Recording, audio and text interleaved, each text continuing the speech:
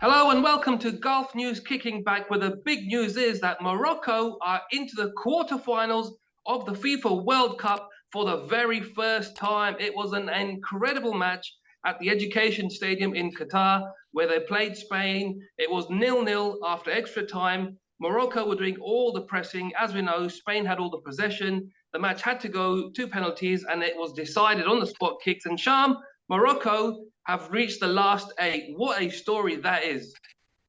That is indeed historic. Actually, an African nation and an Arab nation in the quarterfinals. I think that is a first in the history of World Cup.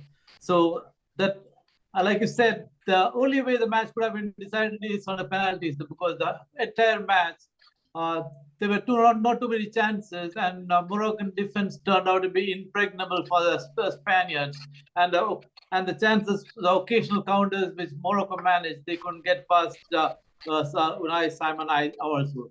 So, which means the only way the match could decided was penalties, and in the penalties, the Spain were pretty poor, and it is only just that Morocco win this match and enter the quarterfinals to make a history for the Arab nations. Shamshir, that was heart, spirit, and guts, and you just can't argue that Morocco didn't deserve it. You can't, man. They have been brilliant throughout the season, because I'm saying season, the club thing is coming back to my mind.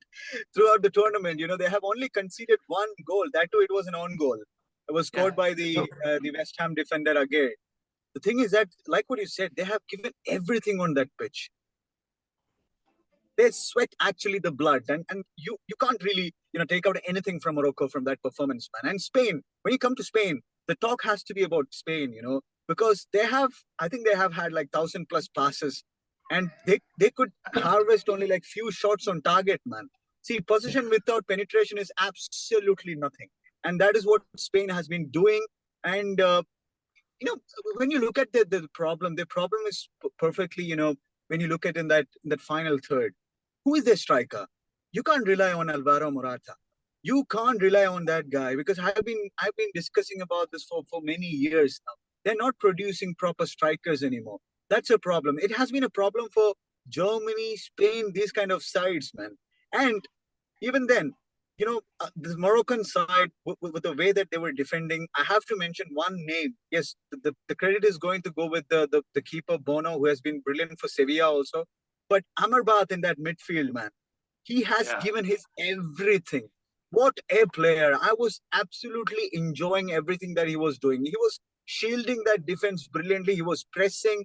He was, we have seen Spanish players pressing, and they have been doing that all the competition. But this guy has been absolutely monumental. So what Sham has been saying, the first North African side, first Arab side to reach into the quarterfinal, they have been they have reached into that quarterfinal with a deserving head. It was an absolutely, truly superb performance from the Moroccans. And as Shamsir just said, 1,000 passes from Spain. Sham, it looked like Spain were, happy to have all the possession of the ball, like we know they always do. They've been doing this for donkey's years.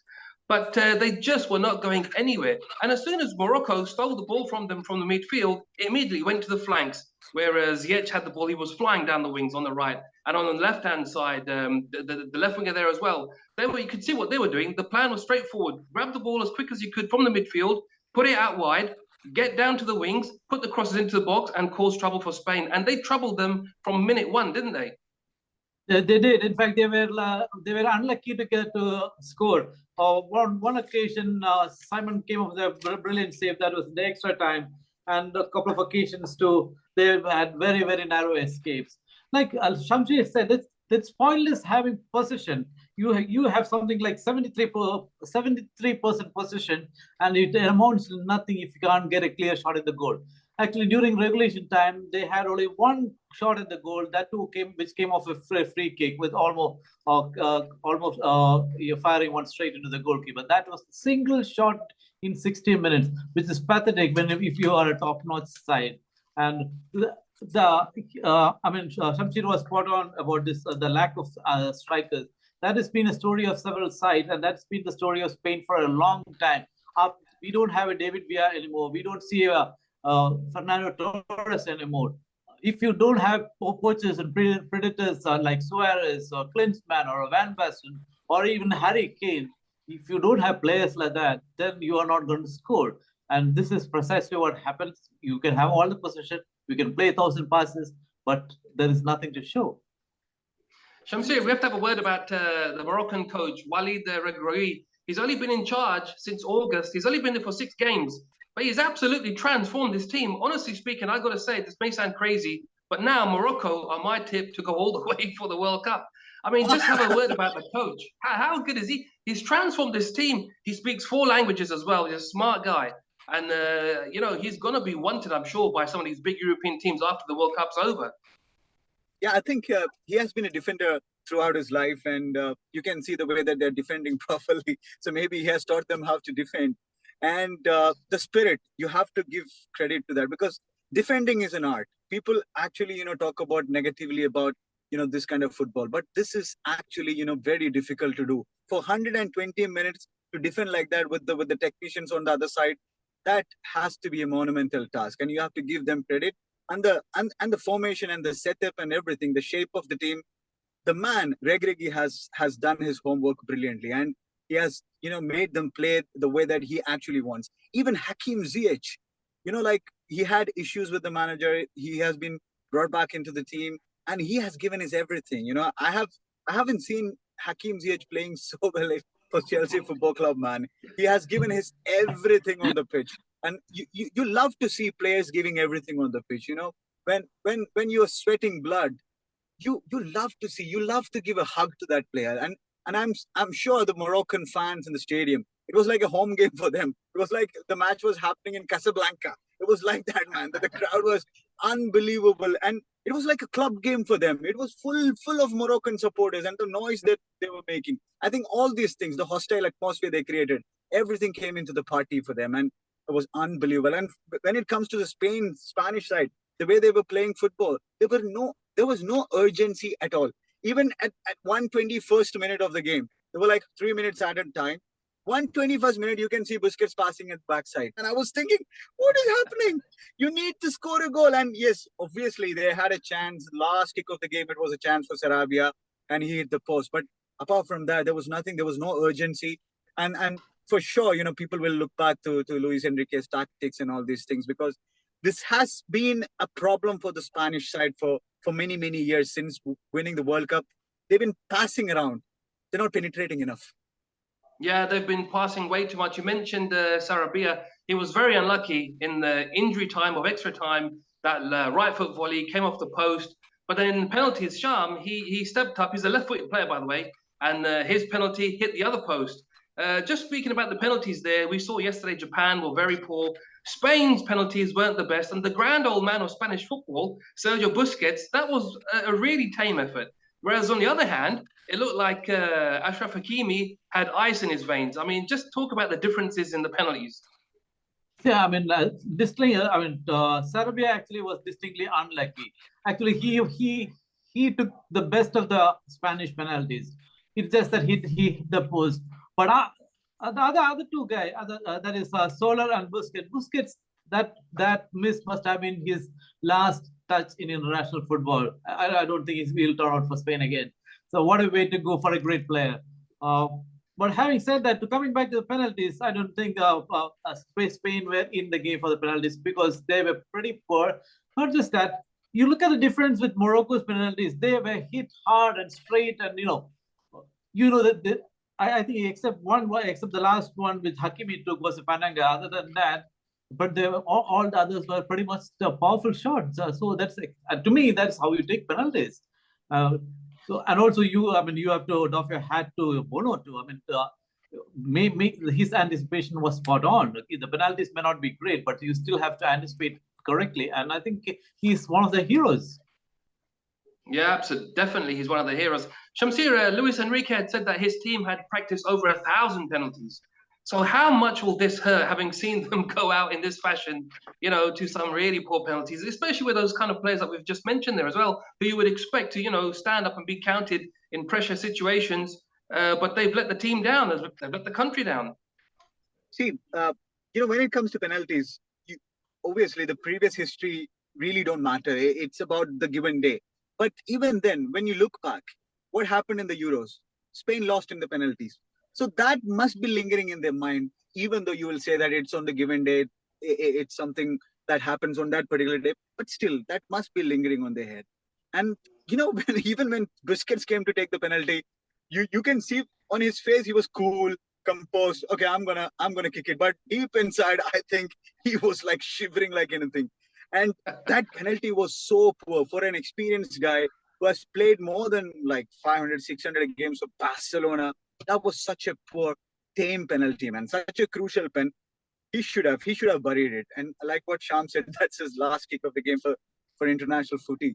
And such a sad way to lose. But for Morocco, I think they have practiced it lesser than Spanish side, but they were accurate enough. Maybe like what Enrique might have said, 1,000 penalties, and maybe they haven't scored 1,000 ones. Maybe they have scored only 500 ones out of 1,000. Morocco, they might have practiced only 100, and they have scored 99 out of it. One they lost today when they missed it. That's it. I don't know, man. It was incredible. Absolutely incredible. When you have this kind of dark horses stories, underdog stories, that makes the tournament special. And Morocco will be like, yes, they will have so many injury issues. Aged is injured, Saiz is injured, but still, their head will be like buzzing like anything for the quarterfinals. Absolutely, and they really deserved it, because from the entire game, for the 120 minutes, they were really on top of Spain, and they had numerous chances to go ahead. Spain were hanging on. Obviously they had a couple of chances themselves, but Morocco really deserved it. I was just so worried that, like Japan yesterday, playing so well, took it to penalties, but then let themselves down. Fortunately for Morocco, they've stepped up and they've kept their cool heads, and they've fired themselves into the quarterfinal. It's an absolutely historic night for them. It's the first time that they're ever making the quarterfinals of the World Cup. And Sham, how far? I mean, I wasn't joking when I said I really do believe that now, with the confidence that they've got, they could probably see themselves, putting up another. The thing is, Sham, if they can perform like this, it's not just about getting lucky and getting a win. They're actually playing really, really well. From front to back, they're a solid team. They've got pace, they've got skill, they're very well organized. I really can see them reaching the final now. How far do you think they can go? I think they have the potential to make it to the semifinals, because they would either meet Portugal or Switzerland. Both are not in great shape. And like I said about Morocco, the all through the tournament, right from the group stage and all on, their energy level was so high. And like Shamsi pointed about the crowd support has been phenomenal. This is one of the actually features of the Qatar World Cup is the crowd support for the Arab nations, whether it was Saudi Arabia, whether it was Morocco, whether it was Tunisia. The crowd support is like almost playing at home. And even today, if you look at the Moroccans everywhere, and every time a Spanish player touched the ball, they were whistling. So you can imagine what must be going through the Spanish player's mind. They must be such hostility. So every touch, they must have dreaded it.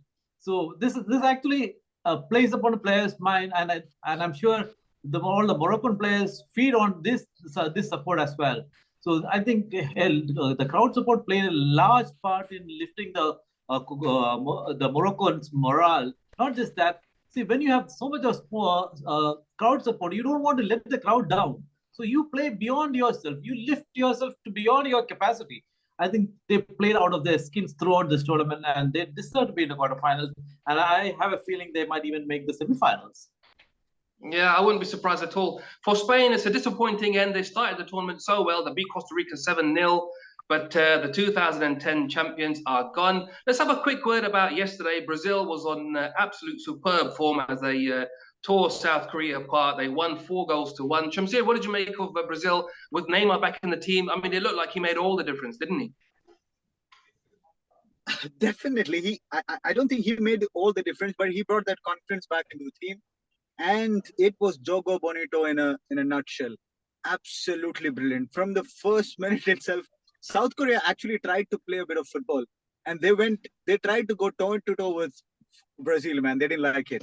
And it was every attack that Brazil made, it was like, it was going in. It was almost going in, or it was going in. And in the first half itself, they could have at least scored half a dozen goals at least. But, the kind of football they're playing, it's scary. It's not only scary to the opponents, it's scary to everybody who's there in the stadium. And it was unbelievably good. But the thing is that, I don't know, because South Korea tried to play their football. Against Brazil, you need to be compact. You need to, stop them giving space in the middle, because it was a lot of space behind the defense. They could have run, and Vinicius Jr., Neymar, Richarlison, and all these players, they have space, and the proper technicians, they were just utilizing that space. But against a Croatian side, or a more compact side, I want to see them how they're going to play against these guys. But yeah, Neymar as a talisman, he has given them the confidence, and it was brilliant. And goal by Thiago Silva, man. He's a defender. Mind you, he's a defender, but he was not playing like a defender. That pass was exquisite. Jogo Bonito in a nutshell. Brilliant. Sham, you wrote a lovely piece on Brazil. You were very impressed by them yesterday, weren't you? Absolutely. I mean, in fact, the previous chat, I was complaining they were not going, scoring enough goals.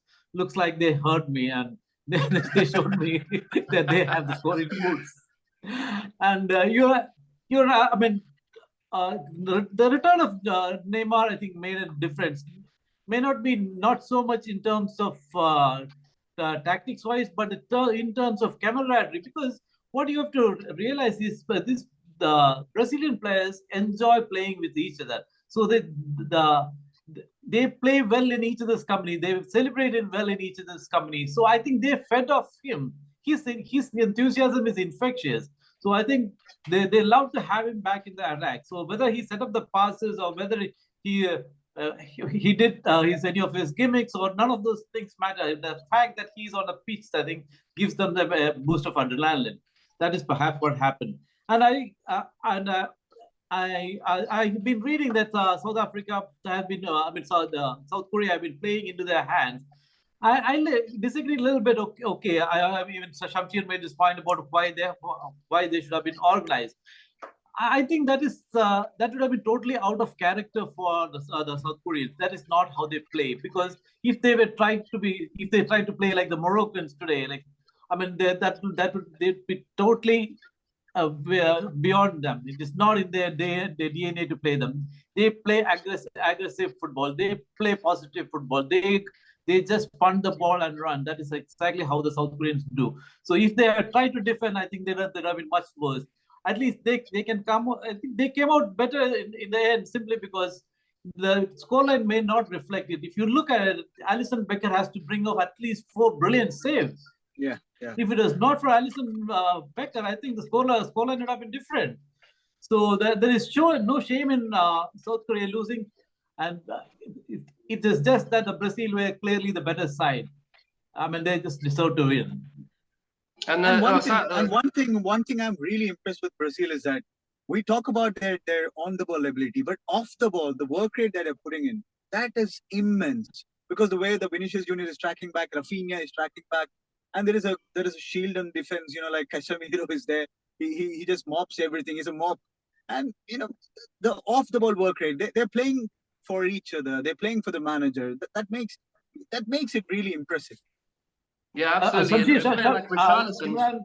Just to interrupt you again, Shamshir made the point about Thiago Silva. Not just Thiago Silva, I think even Marquinhos, both the centre backs were in the rival penalty box. Yeah. Imagine. This is the classic Brazil. But just a point about the work rate. Richarlison as well. He's been the unsung hero. He covers absolutely every single blade of grass when he's playing for the team. I think he's running something like 14 kilometers a game. He's absolutely everywhere, box to box. He's not just a striker. He's doing all the legwork as well for the team. And yeah, they're looking absolutely fantastic. Shamsir, you've just come back from Qatar. Sum up the atmosphere. What's it been like down there? How's the tournament been as a whole? It was incredible, man. The stadium atmosphere is something that you just need to experience. You can't really describe it with words. It was absolutely mental, because I was watching the Argentina-Mexico game, and this was a group game, and it was a must-win game for Argentina. But the noise that both set of fans were making, absolutely mental. And when Lionel Messi scored that goal, the roof just fell off. roof literally fell off. You just have to experience it. The way that they were singing, even the Mexican fans, when Ochoa's name was told in the stadium, the crowd was making noise because he's such a hero for them. It's one hell of an experience. If you're a football fan, if you're not watching one World Cup game at least in your life, I think your life is incomplete. That's what I think. It's been brilliant. It's been absolutely brilliant. Right, guys, that's enough for us tonight. Our next video will be a special preview about the quarterfinals, which start on Friday. So in the meantime, head to golfnews.com for all the latest news and reviews. And of course, check us out on our social media channels. Thanks to Shamsir and thanks to Sham, and we shall see you again next time. Bye-bye.